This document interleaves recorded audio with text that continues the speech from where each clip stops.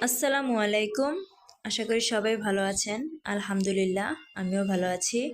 তো এটা দেখে অবশ্যই আপনারা চিনতে পারতেছেন যে এই জিনিসটা কি।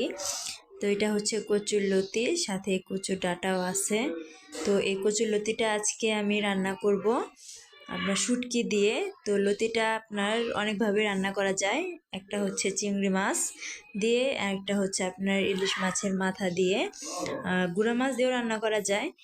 তো আজকে আমি এটা শুটকি দিয়ে রান্না করব। তো কি শুটকি দিয়ে রান্না করি সেটা দেখতে আপনারা আমার সাথেই থাকেন। তো রান্না করার জন্য এখানে নিয়ে নিছি রূপচাঁদা মাছের শুটকি।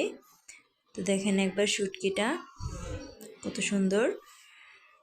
আর সাথে রয়েছে আপনার পেঁয়াজ কুচি, কাঁচামরিচ কুচি।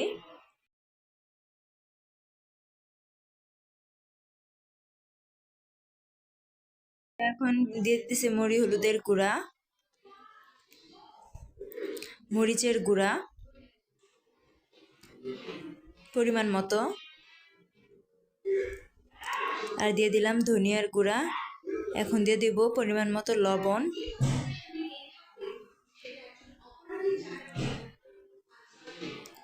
তো এখন দিয়ে দিলাম রসুন বাটা।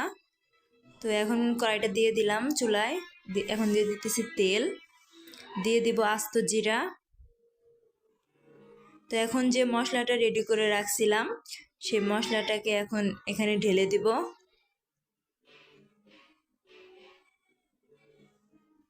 তো দিয়ে ভালো করে নাড়াচাড়া দিব।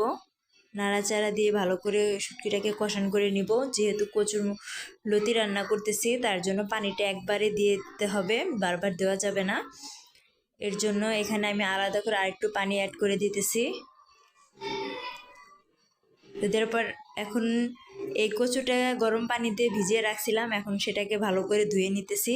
কারণ গরম পানিতে ভিজিয়ে রাখার কারণ একটাই, যাতে কচুর লতিটা গলায় না ধরে, তার জন্য গরম পানিতে ভালো করে ভিজিয়ে রাখছিলাম। তো এখন আমার মশলাটা বলক উঠে গেছে, এখানে আমি এখন কচুর লতিটা দিয়ে দিব।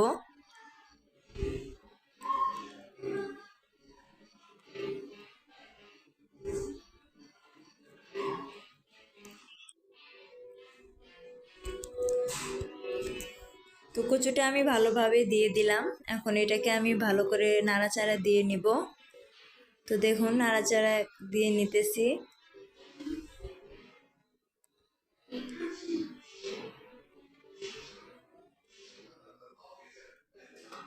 কারণ কচুতে পানিটা একবারে দিয়ে নিছি, কারণ এটাতে বারবার পানি অ্যাড করা যাবে না। তার জন্য আমি আগেই পানির পরিমাণটা একটু বাড়িয়ে দিয়েছিলাম।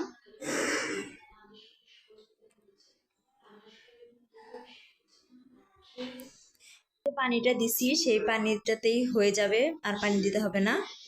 তো দেখেন আমার তরকারিটা হয়ে গেছে, কি সুন্দর হয়েছে। শুটকি দিয়ে লতির তরকারি, কচুর লতির তরকারি। তো